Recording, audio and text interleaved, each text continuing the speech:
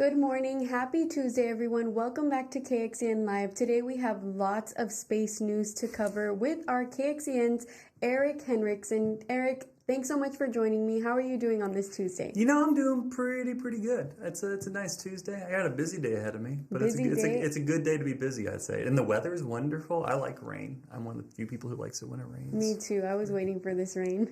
It's so very nice. You just mentioned we have lots and lots of space news. First, we're going to cover a student challenge that NASA is hosting. What can you tell me about that? So NASA is hosting, let me get the name right because it's one of those long, complicated names, the 2025 Human Lander Challenge. And what this is, as you may know, NASA is planning to return to the moon, and that's a very complicated process. So when they get there, they're actually going to need fuel. And fuel to maintain the fuel they use long term, they need to keep it very cold. And so they're asking college students, undergraduate and graduate students, to help them come up with a plan to helpfully, make fuel last longer in space, because they're hoping to stay there for a while. They want to make sure that the propellant they use is available the whole time they're there. So, hey, students, time for you to help us go to the moon and stay there and then travel even further into space. So that challenge is on you, is the big point of today's conversation. And you mentioned this is the second time that they're doing this. How did the first time go? The first time went well. They had a few different projects that were promoted. And so what happens is you have several different people. They put out different plans, proposals. 3 of them are selected. Those 3 receive $18,000 to share amongst themselves as kind of a prize. But then those plans go to NASA and kind of get integrated into the human landers they're building right now, which is pretty cool. I think it's pretty cool that we went from lunar landers to human landers, where we've accepted our next role in space. Yeah, and it's been a while since we've been on the moon, so being one of those students taking part in this mission is amazing. Most of those students, I would say probably every single one of those students probably wasn't alive the last time we were on the moon. It'd be pretty challenging, unless some graduate students are involved. They may be the ones who are involved, but for the most part, yeah, we haven't been there since the 70s, which is pretty wild when you think about it. We went there, we did the thing, we're like, oh my goodness, we're on the moon, yay. And then we kind of bolted and started building space stations. But that's kind of a step you have to take when you're traveling through space. You need to slowly build out. One of those things is we need to learn how to build a space station, because we're going to be needing that very soon when we go to the moon. We need to build long-term establishments, and it's a lot easier to build those things in our orbit than on a moon or a planet millions of miles away. So that's what we did. We built the International Space Station. We learned to live in space for a while, and now we're taking the next step, which is living on a different surface. And that's what this whole plan is for, this project. And so they're pushing several different things for the students to focus on. There's categories. So basically they're going to have a few months to say, hey, I want to do this. They put their team out there. Then they have a little bit of time to come up with a plan. Then they're going to present those plans to NASA in Huntsville, Alabama, at the Marshall Space Flight Center there. And then 3 of those will be selected to get the ultimate prize. But the categories they can do are, the whole point, of course, is containing frozen liquid hydrogen, liquid oxygen, these things that we use for fuel. So the categories are cryogenic transfer. I think these are pretty cool categories. Cryogenic transfer, insulation, and heat reduction technologies. And there's some more detailed versions of those that sound super sciencey, but that's kind of the bare basics of it. Again, it's for graduate students and undergraduate students. They're looking for different groups. You have to put a notice of intent by October 2024 with your team. You have to be related or connected to an accredited university, like University of Texas, State of Texas, or Texas State. State of Texas is our politics show. Texas State, St. Edward's University, and an accredited university. You have to be with one of those. Those are just a couple of local ones. And a notice of intent by October. Your final proposals are due in March. Several finals lists will be selected. They'll get additional funding. I believe it's like $9,500 around there. And for those of us viewers who aren't science students, what is the importance of cryogenic propellants? So it's really just getting us to the moon. So let's talk about Artemis for a minute. So Artemis is humans' next step to the moon. So we had the Apollo missions in the 60s and 70s. Artemis, if you know anything about Greek mythology, sister of Apollo. So our plan, the Artemis missions, Artemis 1 already was successful. It went to the moon. Like, oh, cool, it looked at the moon. It swung around it. Artemis 2 is going to be a flyby of the moon with people on board to kind of do measurements and checking when they're ready. And then Artemis 3 is going to be a landing on the moon. And the point of Artemis is to establish these long-term settlements. You see right there, that's one of Blue Origin's designs for these human landers. these long-term settlements settling the moon, and then we're also going to build a base station called the Gateway that's going to orbit the moon, and we're going to use that to kind of get our way to Mars. It'll be the next step. So the plan is by the end of the decade, Artemis will have colonies on the moon, which is pretty wild. So NASA's plan is to pretty much have us go visit the moon quite frequently after this. Yeah, the whole idea is we're going to live there. NASA will have astronauts there full time. I guess they'll be lunar nauts at that point.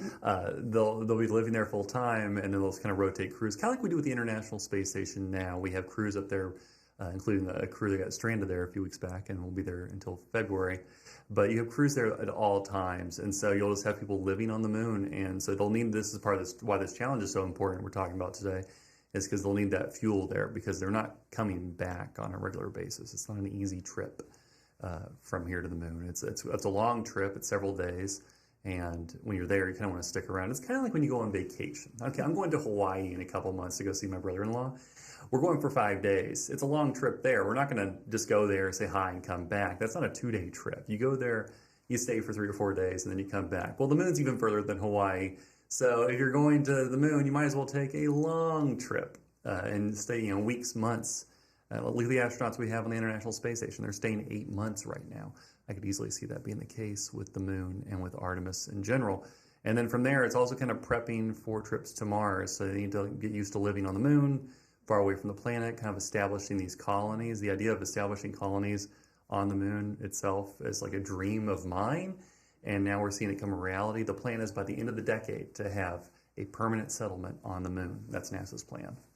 And before we jump into the news on those astronauts in space right now, let's kind of touch back on something that we talked about in our previous space talk last Tuesday about the International Space Station. Can you refresh us on what's going to happen with that and where we plan to take it? So sadly, the International Space Station is going to be taken into our oceans. It's going to be destroyed in space and just kind of littered over our planet, mainly in our seas. They're going to break it up.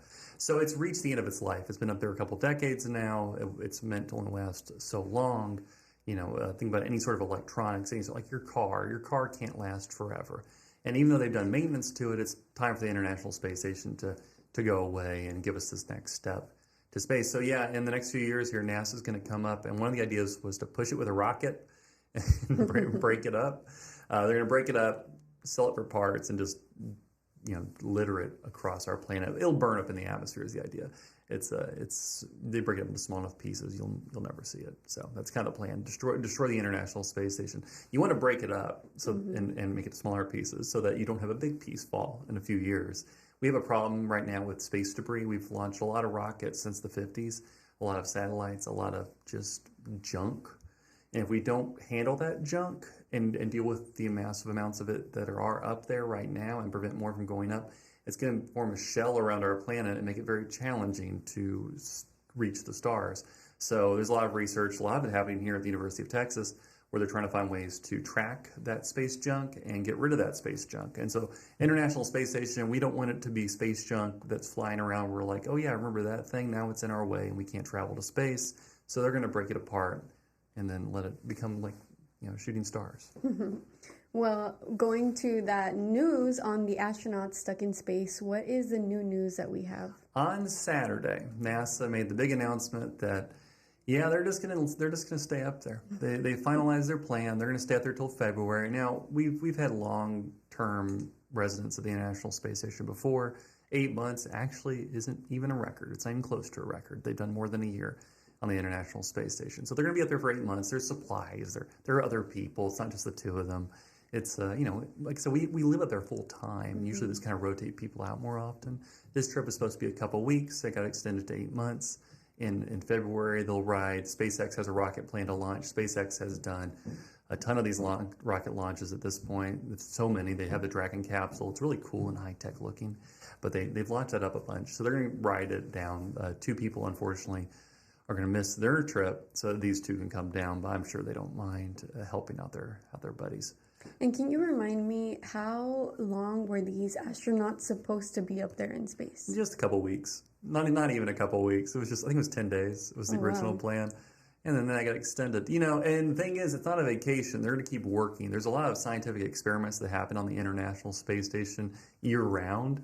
It's not just, this temporary thing. So we're going to see a bunch more of those research still occurring. And that's why they sent these two up. These two are well-known astronauts. They've done the job before. They're older.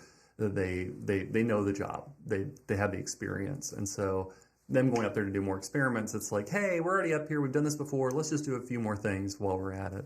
If we're going to stick around, it's pretty cool. There's some videos out there. I'm going to nerd out a little bit. There's some videos about living on the International Space Station, and it seems like a blast to me. I don't know. There's no gravity, so you get to experience that. Eating sounds fun. We always talk about astronaut ice cream. That's one thing that people talk about a lot. That's not real. It's real food. It's just dehydrated, and they have a machine. You pump the thing in, and it shoots liquid in and rehydrates it. They have microwaves. They have ovens. They have all cool stuff. It's like a really fun thing. How they sleep is in sleeping bags that are Velcro to the wall, and they have little chambers. That actually seems more claustrophobic to me than the International Space Station does. But they have these really cool videos. In fact, if you go to San Antonio at the Whitty Museum, they have a whole exhibit, I hope it's still there, about living in space, and it shows you the different things you do when you live in space. It's really cool. I highly recommend that. It's textual. You get to touch stuff, and so it's kind of fun.